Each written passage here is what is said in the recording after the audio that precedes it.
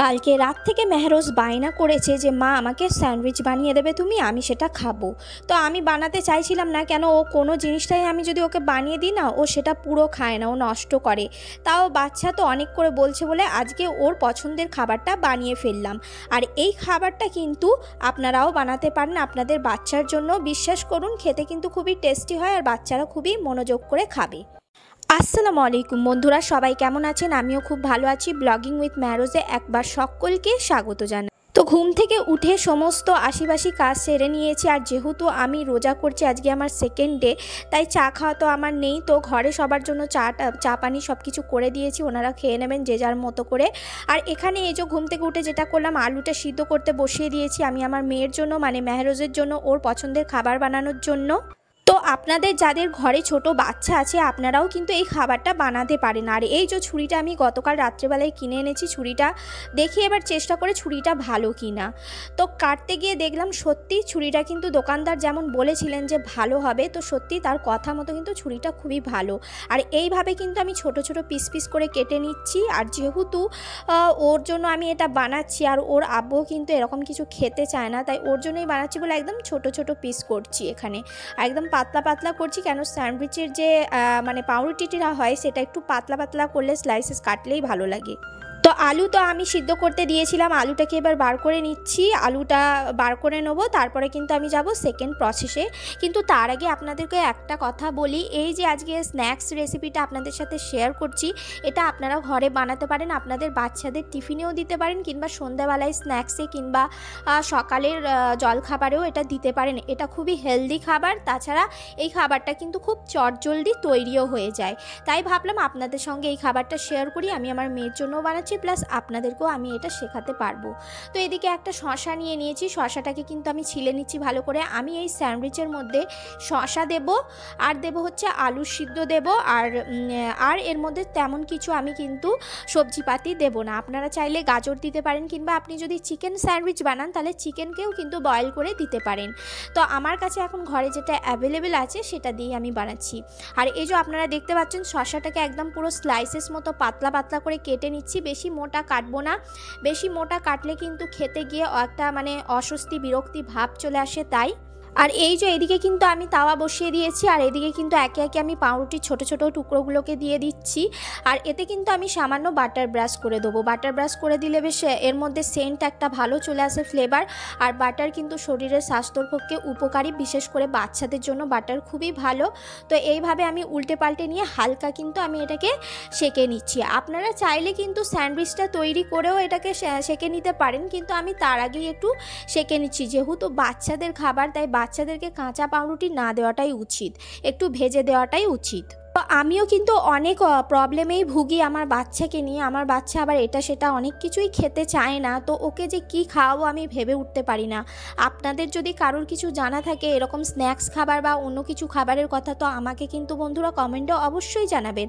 আপনাদের কমেন্টটা আমার কাছে অনেক গুরুত্বপূর্ণ, এবং আপনাদের কমেন্ট পাওয়ার জন্য আমি অপেক্ষায় থাকি। তো এদিকে তো সেঁকে নিয়েছি, এদিকে আরও একটু বাটার ব্রাশ করে দিলাম, এইভাবে বাটার লাগিয়ে দিলাম। আর প্লাস এখানে আলু লাগিয়ে দিচ্ছি। এই দেখুন আলুটাকে কিন্তু আমি ম্যাশ করে নিয়েছিলাম, আর আলুটাকে এইভাবে কিন্তু চামচের সাহায্যে এইভাবে ছড়িয়ে দিচ্ছি চারিদিকে। এই দেখুন আপনারা দেখতেই পাচ্ছেন আমি কিভাবে ছড়াচ্ছি। তো এইভাবে সমস্ত পাউরুটিতে কিন্তু লাগিয়ে নেবো। হ্যাঁ, তবে আমি কিন্তু দুটো পিসে লাগাচ্ছি, দুটো পিসে লাগাবো না, যেহেতু আরেকটা পিস তো আরেকটা পিসের উপর রেখেই আর কি কভারটা করবো, তাই জন্য একটা পিঠে লাগালেই হবে, দুটো পিঠে না লাগালেও হবে। তো এখানে আমি কিন্তু আলু সিদ্ধটা লাগিয়ে দিয়েছি। এরপরে অন্যান্য মশলা দেবো। মশলার মধ্যে কিছুই না, এই যে এখানে চাট মশলা নিয়ে নিয়েছি, আমার ঘরে ছিল চাট মশলা, আমি সেটাই অল্প করে দিয়ে দিলাম। আর এখানে নুন দিচ্ছি। এই আমি যে এখানে সাদা নুন দিচ্ছি, এর জায়গায় আপনারা বিট নুনটা ইউজ করবেন, কেন আমার কাছে ছিল না, আমার কাছে যেটা ছিল আমি সেটাই দিয়েছি। আর একদম বেসে দিয়ে দিয়েছি আমি এখানে এই যে শসা কেটে রেখেছিলাম সেটাকে দিয়েছি, তার উপর দিয়েছি টমেটো সস, ব্যাস আর কিছুই দেবো না। এরপরে ওপর থেকে আর একটা করে পাউরুটির টুকরো এই দেখুন এইভাবে ঠিক এইভাবে সেট করে রেখে দেবো। তো আপনাদের কাছে যদি টুথপিক থাকে তো সেই টুথপিকটাকে এর মাঝখানে সেন্টারে দিয়ে দিতে পারেন, গুঁজে দিতে পারেন, এতে করে সুবিধা হয়। আমার কাছে নেই। আরও একবার কিন্তু আমি এইভাবে কিন্তু এটাকে সেঁকে নিচ্ছি। সেঁকে নিলে কি হবে, পুরোটা মানে একদম সেট আপটা ভালো করে সেটটা হয়ে যাবে। তো এই যে আমার হয়ে গেছে, কত দেখুন না, বেশি সময়ও লাগেনি। প্লাস খাবারটা অত্যন্ত হেলদি খাবার। এই যে তৈরি হয়ে গেছে, চলুন এবার আমি মেহরোজকে এটা দিতে যাচ্ছি, ও খেয়ে টেস্ট করে বলবে ওকে কেমন লেগেছে। তো আপনারা দেখতেই পাচ্ছেন যে ওর মুখের আবভাবটা কেমন, আর ওর খেয়ে কিন্তু এটা ভালো লেগেছে। ও বলেছে মা আমার খুব টেস্টি লেগেছে খাবারটা, তুমি আরও একবার আমাকে এই খাবারটা বানিয়ে দেবে। তো এখানে ভিডিওটা ভয়েসটা কিন্তু আর তো মেহরোজের খাওয়া দাওয়া ফিনিশ হয়ে গেছে, আর ওকে আমি বলেছি স্কুলের হোমওয়ার্কটা করে নিতে। আর এই যে এইদিকে দেখতেই পাচ্ছেন যে কত বড় চাদরটা ছিঁড়ে গেছে, এই ছেঁড়ার কাজটা কিন্তু মেহরোজই করেছে কালকে বসে বসে। একটুখানি ছেঁড়া ছিল জানেন তো, সেটা ভাবলাম সেলাই করে চালিয়ে দেবো কদিন, কিন্তু ওই মেয়ে কিন্তু আমার এটাকে ছিঁড়ে দিল, বললো যে তুমি নতুন চাদর বেছাবে। তো এই যে আমি বেডশিটটা আজকে চেঞ্জ করে দিচ্ছি, অনেক দিন হয়েও গিয়েছিল, তাই ভাবলাম বেডশিটটাকে চেঞ্জ করে দেওয়া যাক। তো এখানে চেঞ্জ করে দিচ্ছি বেডশিটটাকে ভালো করে। আর আজকে কিন্তু আমার রান্নাবান্না সেরকম নেই, তো গতকাল যে রান্নাবান্না করেছিলাম সেগুলোর কোয়ান্টিটি একটু বেশি হয়ে গেছিলো, তাই রয়ে গেছে। আর আজকে শুধু বানাবো হচ্ছে ভাত আর আলু সিদ্ধ আর ডিম ভাজা করে দেবো, যখন আমার শাশুড়ি মা শ্বশুর মশাই খাবেন আর মেহরোজের আব্বু যখন খাবে। তো এদিকে আমি সেই জন্য ধীরে সুস্থে আমি ঘরটাকে ভালো করে গুছিয়ে নিচ্ছি। ওদিকে মেহরোজ স্কুল চলে গেলে তারপরে কিন্তু আমি বাকি কাজটা রান্নাঘরে সেরে নেবো। তো এই যে মাঝে মধ্যে কিন্তু ঘর দোরকে পরিষ্কার পরিচ্ছন্ন করলে দেখতেও ভালো লাগে আর মনও দেখবেন ভালো থাকবে। আর এই যে আপনারা দেখতে পাচ্ছেন যে এই কাঁথাগুলো, এটা মেহরোজের আব্বু মানে আমার বর মশাইয়ের কাজ। শীত গ্রীষ্ম বর্ষা যাই হোক না কেন ওনার আবার একটা কাঁথা চাই, ওনাকে আবার কাঁথা না উনি মুড়ি দিলে ওনার আবার ঘুম আসে না। আমি তো গরমে মরে যাই এই পচা গরমে, কিন্তু ওনার আবার ভোরের দিকে এতই ঠান্ডা লাগে যে একটা কাঁথা চাই। সেই জন্য আমার ঘরে কিন্তু 12 মাস মানে 12 মান্থই আমার ঘরে কাঁথা থাকে। আর এই যে মেহরোজ আমাকে দেখাতে নিয়ে এসেছে যে মা দেখো আমার হোম টাস্কটা হয়ে গেছে, আমি ঠিকমতো সুন্দর মতো লিখেছি কিনা। তো আমার গোসল করে নামাজ পড়া সমস্ত কিছু কমপ্লিট হয়ে গেছে, আর এখন ঘড়িতে বাজে 1:30, তাই আমি চলে এসেছি আরও একবার রান্নাঘরে। আর এখানে আমি পেঁয়াজ আর শুকনো লঙ্কাকে আমি কিন্তু সর্ষের তেলে ভালো করে ভেজে নিচ্ছি লাল লাল করে, যেটা দিয়ে আমি আলু মাখা করব।